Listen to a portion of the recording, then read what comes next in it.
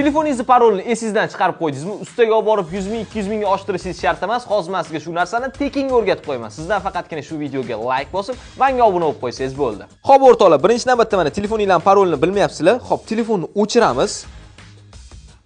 Mana o'rtoqlar, telefonimiz polniy o'chgandan keyin men pitanyani, keyin mana ovoz baland qilishni birdaniga bosib turamiz. Mana shu logotipi chiqqandan keyin pitanyani qo'yib yuboramiz. Faqatgina ovoz baland qilishni ushlab turamiz. Va bizda mana shu bo'lim ochiladi, ko'rishingiz mumkin. Endi bittacha faqat knopkalarda boshqarasizlar. Ovozni past qilishni bosib, mana o'rtadagi kiramiz. Kirish uchun pitanyani bitta bosamiz. Bu yoqdan ikkinchi bo'limga tushiramiz. Ovoz pasaytirib, keyin pitanyani bosamiz. Yana bitta pasaytiramiz, keyin kaniferni pitanya bilan bosib yuboramiz, ya'ni o'chirish bilan. Xo'p, endi kutib turamiz, zagruska bo'ladi. O'rtoqlar, mana to'liq zagruska bo'lgandan keyin mana bu o'chirishni yana bitta bosasizlar, yana bitta bosamiz, yana bitta bosamiz. Bo'ldi.